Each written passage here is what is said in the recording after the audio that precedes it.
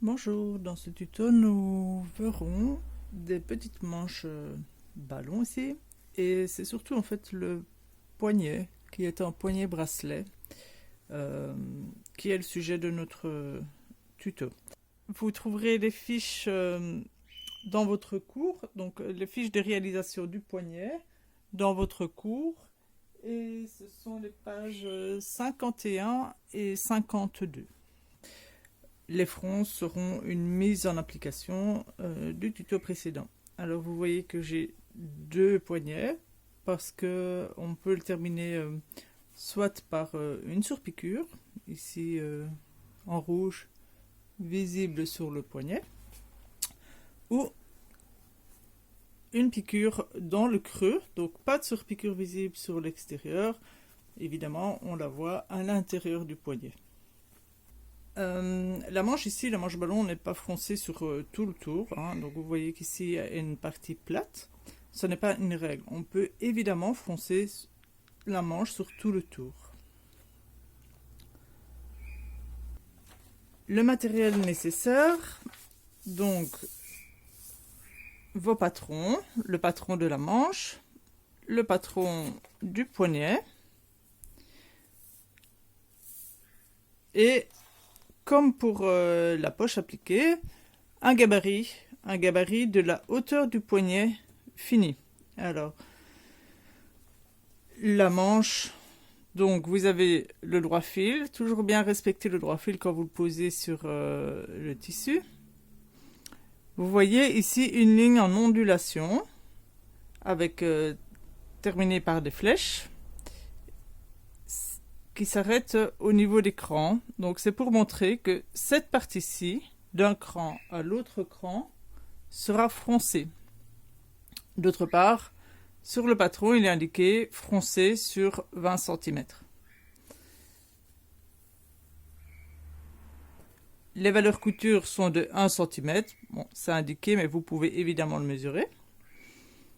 Et sur le poignet, vous avez le nom de la pièce, poignet, coupé une fois en tissu, une fois en thermocollant.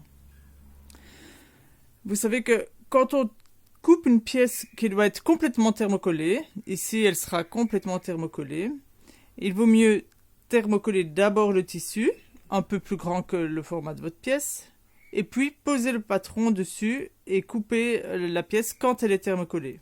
Donc évidemment, vous ne thermocollez pas 1 mètre de tissu. Vous évaluez la dimension de votre poignet. Vous thermocollez ce morceau de tissu, toujours en respectant, en vérifiant les droits fils. Et puis, vous posez votre patron. Ici, j'ai une ligne en pointillé. C'est la pliure parce que mon poignet, donc, il est d'un seul morceau intérieur-extérieur, je n'ai pas de couture ici, c'est la pliure. Et cette pliure, enfin cette ligne de pliure correspond aussi à la ligne de droit fil. Donc sur votre tissu, vous aurez le patron dans ce sens-ci, si votre lisière est ici par exemple, vous avez le patron dans ce sens-ci, et le poignet dans ce sens-ci. En fait, pour un poignet, j'aurais très bien pu mettre aussi le droit fil comme ceci, ou le droit fil comme ceci. Pour les petites pièces comme ça, très souvent, c'est pareil pour l'école, on va le mettre dans la façon dont on va le mettre pour économiser du tissu. Donc, soit, si c'est plus économe, je mettrai mon droit fil comme ceci, soit, je mettrai mon droit fil comme ceci. Sauf, évidemment, si vous avez un tissu avec un motif, et que dans ce motif, il y a en plus un sens, vous devez faire attention à garder votre motif dans le bon sens. Le gabarit, vous voyez qu'il est plus long que mon patron, parce que les gabarits, c'est toujours pour m'aider à repasser. Donc, moi, je ne dois pas replier ces côtés-ci qui sont les coutures, mais je dois replier dans la hauteur. Et si je le mets contre, vous voyez, comme j'avais expliqué pour la poche, qu'il est plus petit. En fait,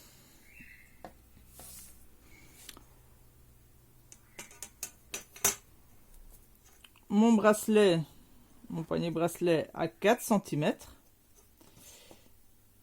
Et le gabarit, il est coupé sur 3,8. Je le coupe un peu plus étroit à cause de l'épaisseur du carton et aussi l'épaisseur du tissu. Mais quand mon poignet est fini, vous voyez que mon poignet plié, il a bien 4 cm.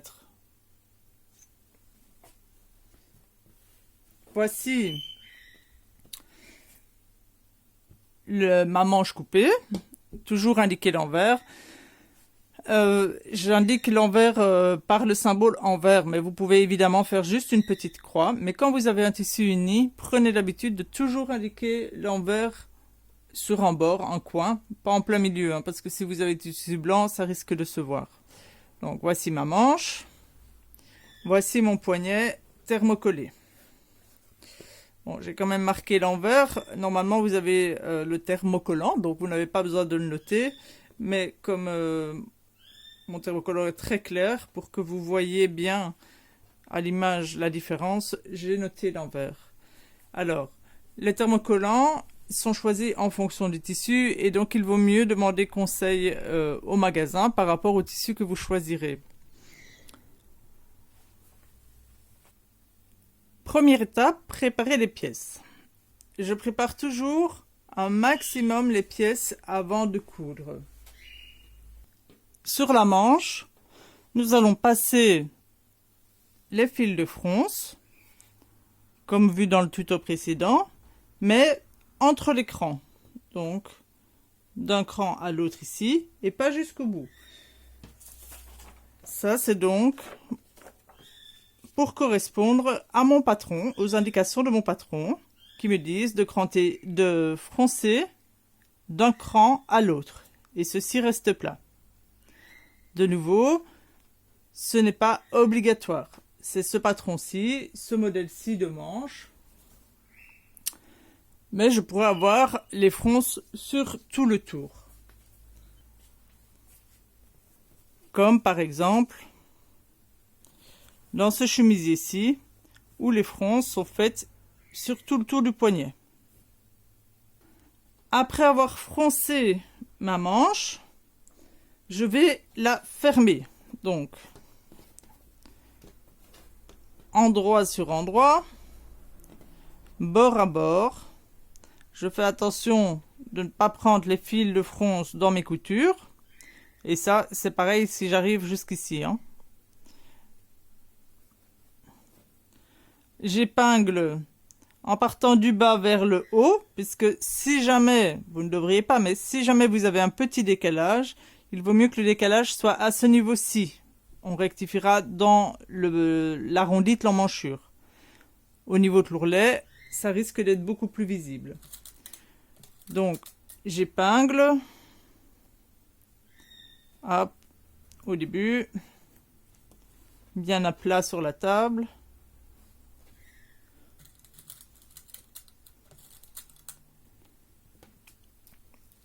L'autre extrémité. Et puis une piqûre et une épingle entre. Et maintenant, je vais piquer en fonction de la valeur qui est sur mon patron. Donc, nous avions vu que c'était 1 cm. Je pique en faisant un arrêt au début et un arrêt à la fin. Quand j'ai piqué, je peux surjeter. Donc, si vous n'avez pas de surjeteuse, vous faites un point zigzag. Et donc, je surjette les deux épaisseurs ensemble, les deux couches ensemble. Parce qu'on va faire une couture couchée, fermée, couchée. Vous allez au repassage. Vous enfilez votre manche sur votre jeannette. Et on repasse couture couchée. Dans ce sens-ci.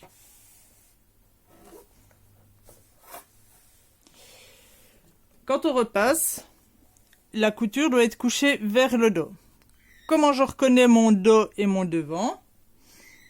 c'est en fonction de la courbe de la manche. Quand vous pliez votre manche en deux, le creux de devant, en principe, est plus approfondi que celui du dos.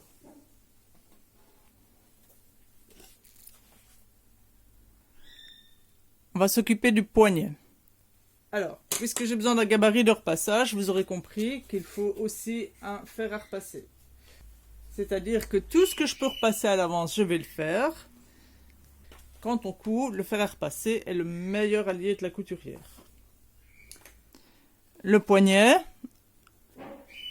je le plie en deux, envers sur envers, bord à bord. Je prends mon fer et je repasse. Le poignet maintenant est bien repassé en deux.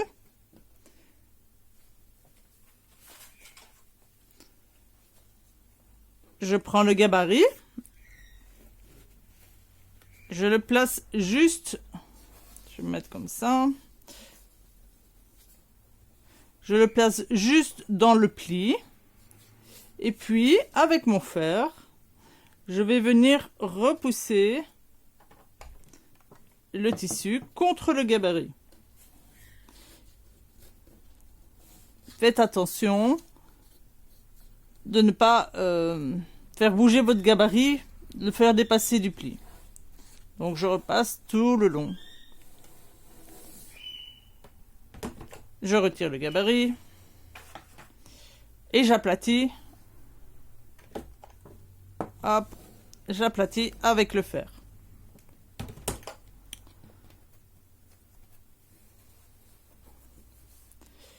Et donc j'obtiens mon poignet qui est pré-plié, je vais dire, prêt à être cousu.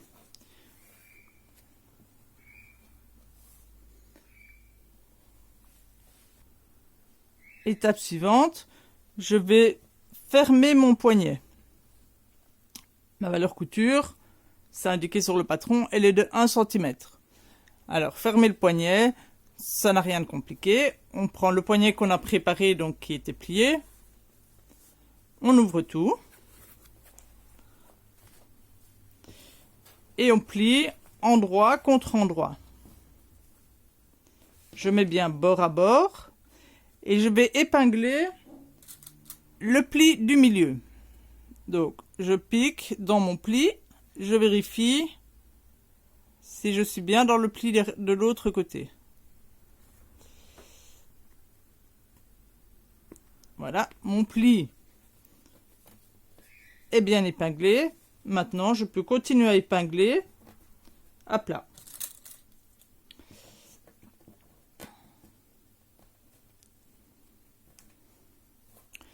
Si vous avez bien coupé et bien préparé votre travail avec votre gabarit, en principe, le pli ici correspond ici. Mais pour l'instant, je ne m'en préoccupe pas, je me soucie que de celui du milieu. On rectifiera ceci au fer à repasser après. Et donc, je vais à la machine et je pique du haut jusqu'en bas en faisant un arrêt, au-dessus et en dessous. Ensuite, je passe au repassage. J'enfile le bracelet sur une petite jeannette. Ça s'appelle une jeannette. Ça vous aide pour les petites pièces, les manches. C'est essentiellement pour les manches. Je repasse couture ouverte. Donc, je prends mon fer, hop, couture ouverte. Et ici, je vais replier d'abord la première couture.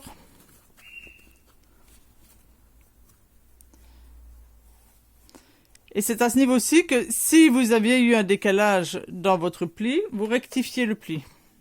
On replie, parce que en repassant couture ouverte, vous avez enlevé un petit peu le pli. Je replie sur l'autre pli.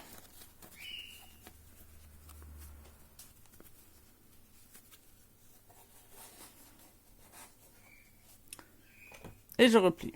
Et je repasse.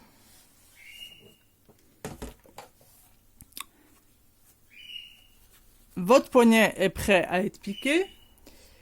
Mais on va encore, pour se faciliter le travail, faire une étape, c'est-à-dire que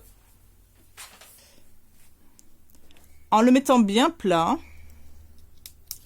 je vais avec mon stylo qui s'efface ou à la craie, donc mais pas une marque indélébile, hein. Je vais marquer une ligne contre mon pli, tout le tour.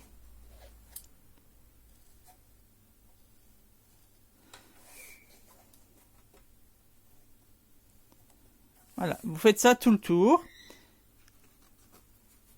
vraiment contre la ligne. Et comme ça, quand on ouvre, on sait où arrive la deuxième partie.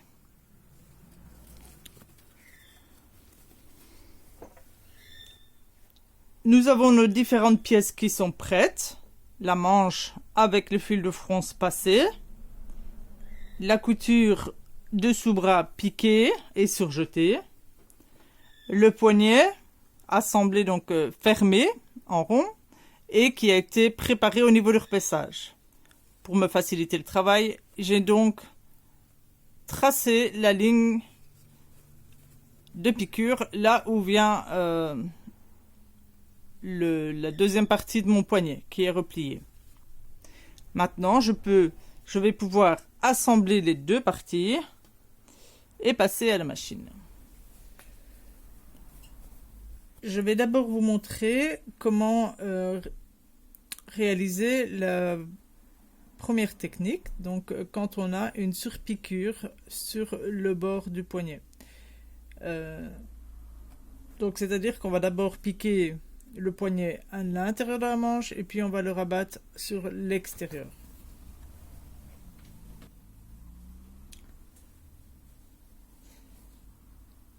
J'ai ma manche avec mon fil de fronce et mon poignet, et on va d'abord adapter, épingler donc le poignet sur la manche et adapter la largeur de la manche. Je vais retourner ma manche pour qu'elle soit à l'endroit. C'est-à-dire que mon envers et ma couture sont à l'intérieur et ma manche donc est à l'endroit comme si j'allais la porter. Je mets le poignet avec le bord plié à l'intérieur, voilà. Donc à l'extérieur, j'ai le bord qui n'est pas plié. Et je vais aller glisser le poignet dans la manche.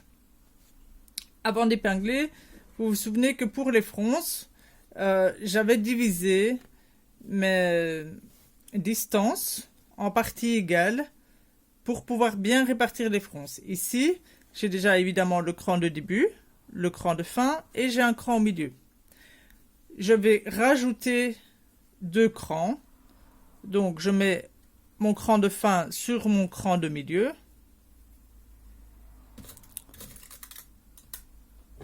Et je fais un petit cran.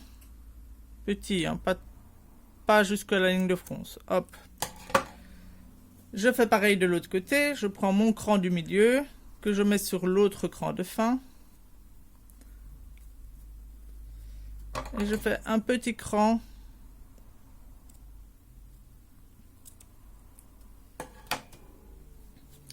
Et pour le poignet, c'est pareil. Le poignet, vous avez la ligne du sous-bras qui va correspondre avec la couture de la manche.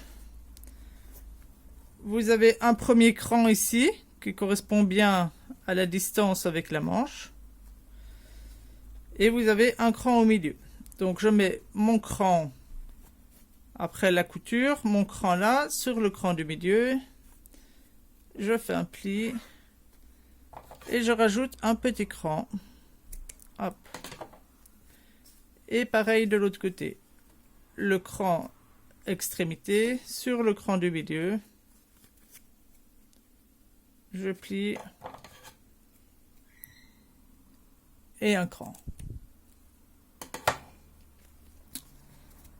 Maintenant, je glisse le poignet dans la manche, c'est-à-dire endroit du poignet avec le bord qui n'est pas replié sur l'envers de la manche.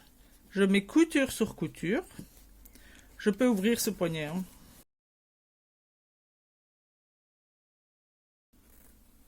Vous voyez que le thermocollant est important parce qu'ici, en plus du calicot, c'est pas vraiment utile de le thermocoller et du coup, moi, j'obtiens du carton, ce qui n'est pas facile pour travailler. Donc, je glisse le poignet dans la manche, je mets couture sur couture.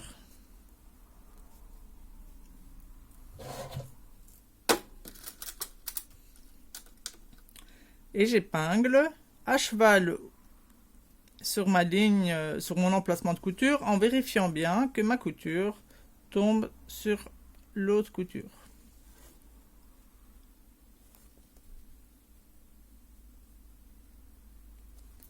Voilà. J'épingle le premier cran, donc la partie plate, cran sur cran.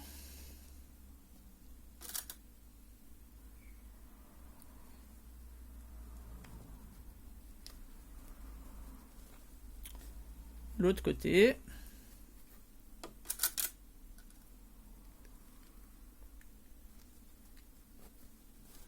Et puis, chaque fois, je vais épingler cran sur cran.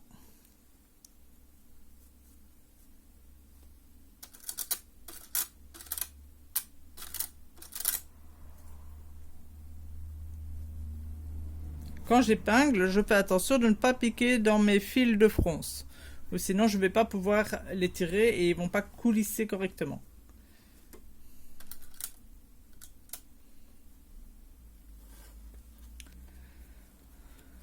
Maintenant, on va résorber tout ce trop-plein, tout cet embu en fronce. Donc, je vais tirer sur mes fils de canette. Et j'avais fait mes fils de canette donc en bleu clair. Vous voyez, ici, je vois le point du fil devant. Pas de chance, mon fil de canette est à l'intérieur. Il n'est pas au bon endroit pour moi. Ce n'est pas grave. Je vais le récupérer et le faire passer du bon côté. Donc, je tire sur mon premier fil. Je vois ma petite boucle et hop, je tire dessus. Je tire sur le fil et j'attrape la boucle. Voilà. Je fais pareil de l'autre côté.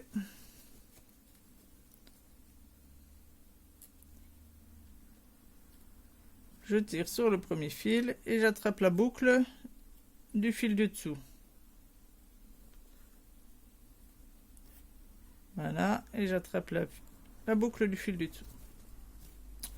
Et maintenant, donc, je peux prendre mes fils de canette. Chez moi, ce sont les fils bleu clair. Et tirer. Voilà, je tire bien.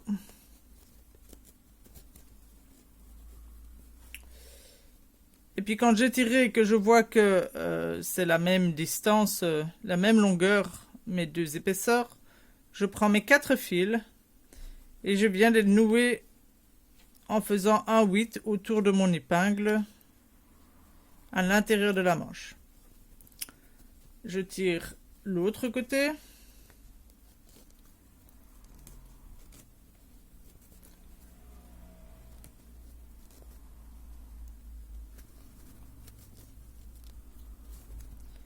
Voilà, j'ai bien la même longueur entre les deux couches. Je prends mes 4 fils et je viens les passer en 8 autour de mes épingles.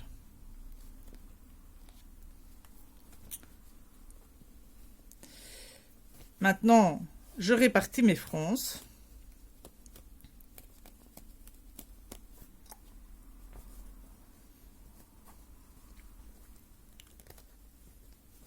Je répartis bien mes fronces pour en avoir partout de façon équitable.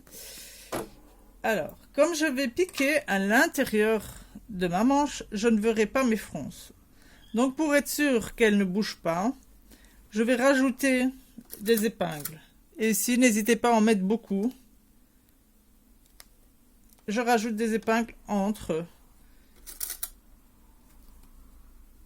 Parce que quand je vais piquer sur cette ligne-ci. Et donc, je ne verrai pas les fronces comme je vous ai expliqué dans le tuto précédent où on pique en regardant les fronces. Ici, pour le poignet, ce n'est pas possible. Je vais devoir piquer à l'intérieur.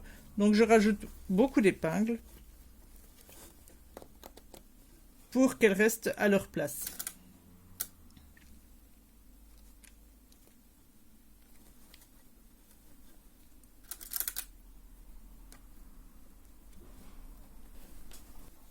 Nous allons pouvoir piquer. Alors, donc on pique en posant la manche sur le plan de travail, sur la machine. Je glisse et je vais piquer à l'intérieur de ma manche. Pour ça, je descends mon pied. Je mets bien sur la ligne du centimètre. Sur la ligne du centimètre ici.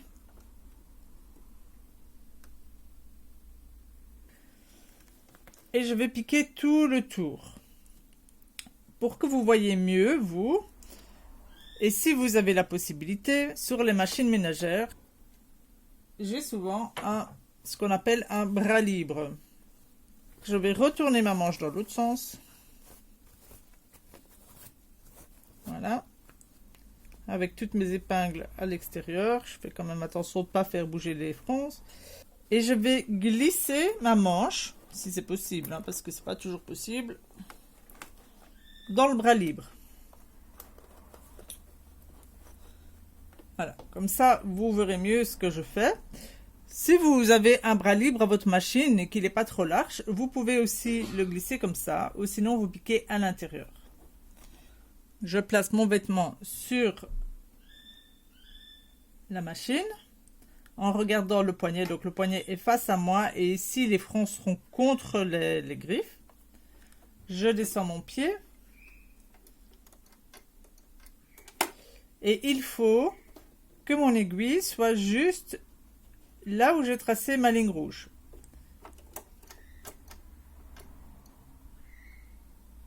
Ce qui en principe correspond à votre centimètre. Mais si le centimètre n'est pas tout à fait juste, vous suivez votre ligne rouge. Parce qu'on avait vu qu'on l'avait tracé en fonction du bord. Et ça va nous faciliter le travail pour rabattre et avoir une surpiqûre à la bonne place. Donc je pique. Au début, je ne dois pas faire d'arrêt parce que je vais faire un tour complet. Donc je vais revenir sur ces points-ci. Il n'y a pas besoin d'arrêt au début. Et je pique donc en suivant ma ligne. Quand j'arrive à une épingle, je la retire. Et quand j'arrive là où il y a les fils de nœuds, je retire mon épingle. Et je tire sur mon fil pour ne pas bloquer tous mes nœuds. Tout en piquant, au fur et à mesure de mon travail, je tire un petit peu sur la manche, pas le poignet, la manche, pour être sûr qu'il n'y ait pas de pli qui se forme en dessous. J'arrive au deuxième nœud de fronce, je retire l'aiguille et je tire mes fils pour pas avoir un gros paquet en dessous.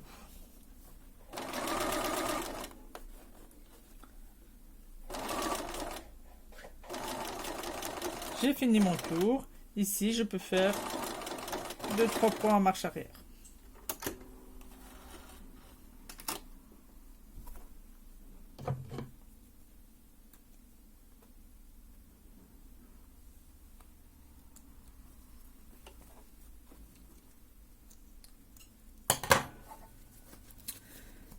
Je vérifie si mes fronces sont bien piqués.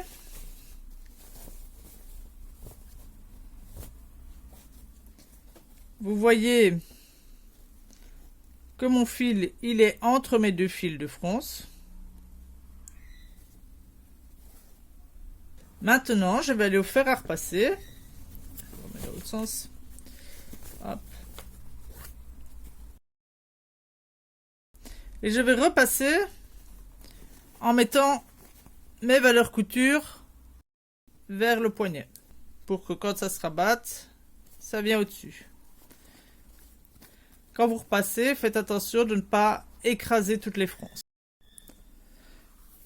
Ma manche est repassée. Je vais maintenant enlever le fil de fronce que j'ai en trop. Donc, hop, je prends mon découvite. Et je tire sur le fil. Je le retire de ce côté-ci aussi.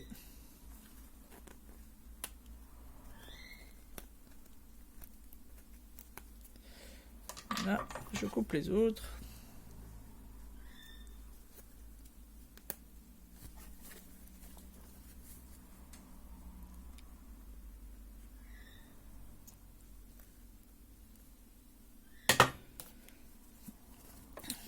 Voilà. Et comme j'ai bien préparé mon travail, vous voyez, j'ai pris la peine de tracer ma ligne. Vous voyez que simplement en repliant mon poignet, il vient se mettre sur ma ligne. Ça cache ma ligne. Alors, pour plus de précaution, même si moi je pique pour ainsi dire dans du carton, je vais épingler. Vous savez que en général, j'aime bien épingler perpendiculairement. Ici, exceptionnellement, j'épingle parallèlement à ma piqûre.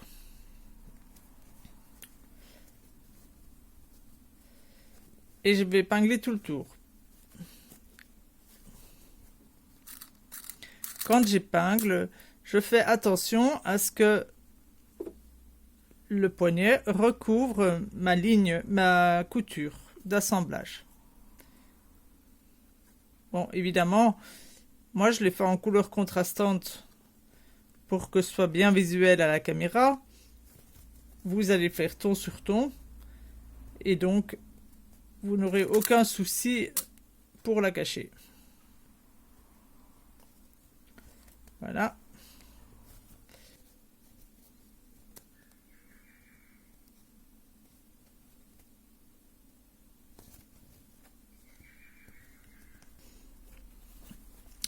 Et maintenant, je vais piquer à 1 mm tout autour. Alors, soit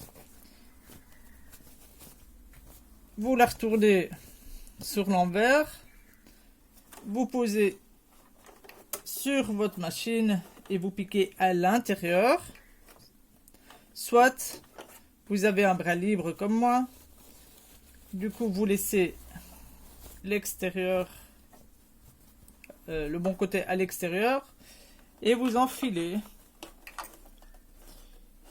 votre poignet. Hop. Et ici, je vais piquer tout le tour à 1 mm.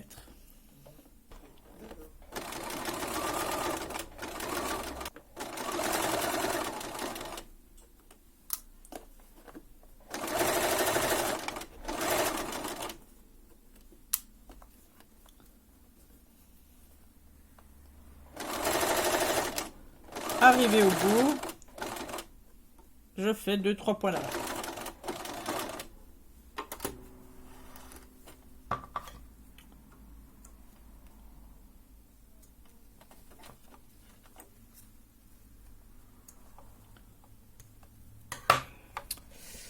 Et voilà. Ma couture d'assemblage, bon, elle est en rouge, elle se voit fort, mais elle est cachée en dessous de mon bord de poignet. J'ai une surpiqûre à 1 mm et j'ai une surpiqûre aussi à l'intérieur à 1 mm. Maintenant, si vous le souhaitez, vous pouvez faire une deuxième surpiqûre.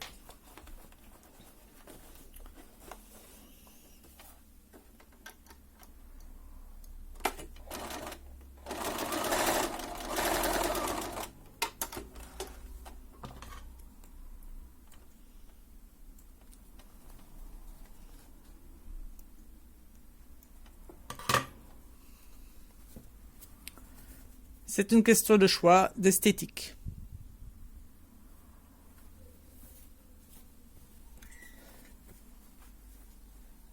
Deuxième technique, je ne veux pas de surpiqûre, ni à l'extérieur, mais ni à l'intérieur.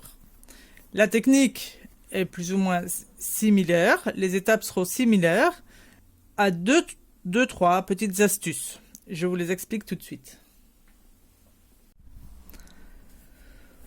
Au lieu de glisser mon poignet sur l'envers de ma manche, au lieu de placer mon poignet sur l'envers de ma manche, je le glisse à l'intérieur, mais comme on a l'habitude, endroit sur endroit du poignet. Et j'épingle de la même façon que le précédent, mais donc en mettant bien endroit sur endroit.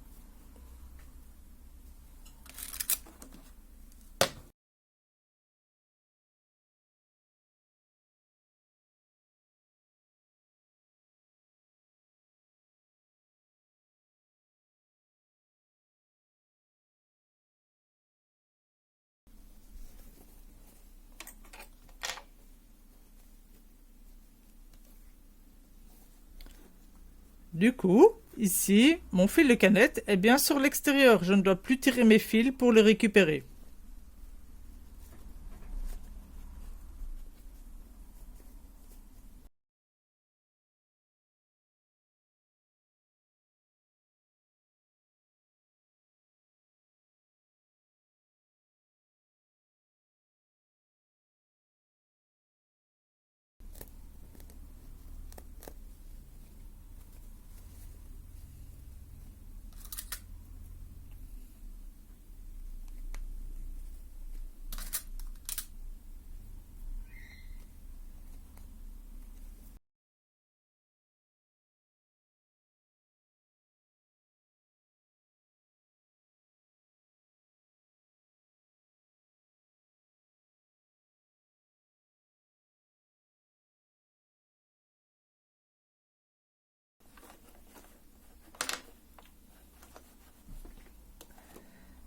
Et ici, je vais déplacer mon aiguille, si vous en avez la possibilité, sinon vous dépassez votre tissu, pour que ça pique juste à côté de ma ligne, vers l'intérieur du poignet.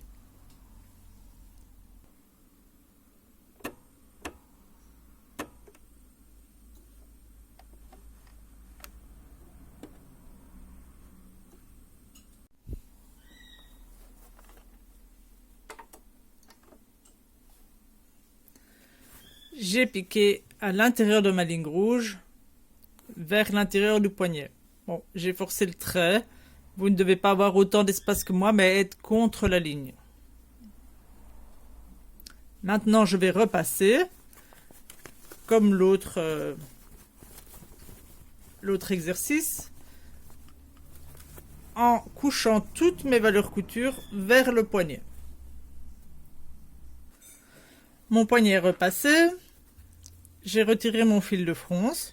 Je vais maintenant épingler, mais cette fois-ci, je n'épingle plus sur le poignet, j'épingle juste au creux du poignet.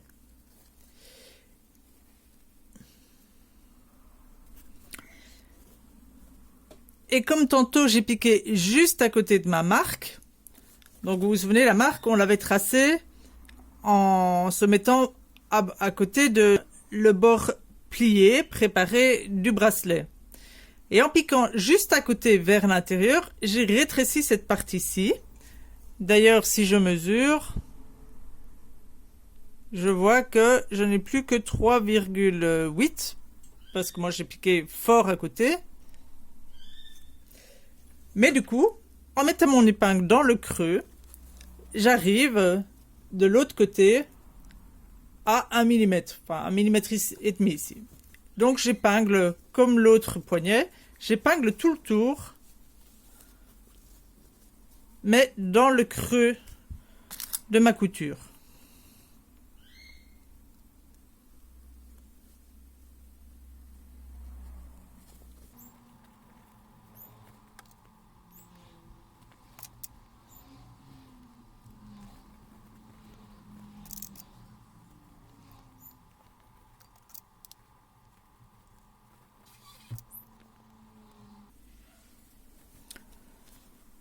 Je vérifie à l'intérieur que toutes les coutures, toutes les fronces soient bien rentrées, que toutes mes épingles soient bien sur le centimètre. Et maintenant, je peux piquer. Si vous êtes plus à l'aise, vous pouvez évidemment faufiler. Une fois que vous avez épinglé, vous pouvez faufiler avant de piquer à la machine.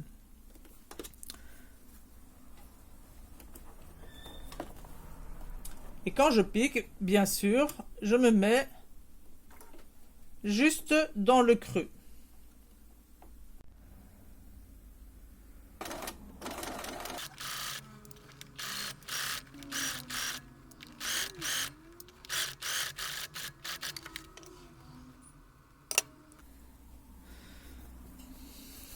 J'ai bien piqué dans mon creux.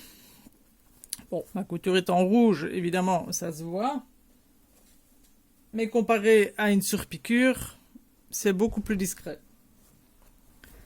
Je vérifie sur l'envers que ça a bien été piqué partout. Voilà. Un dernier coup de repassage. Et le poignet est fini.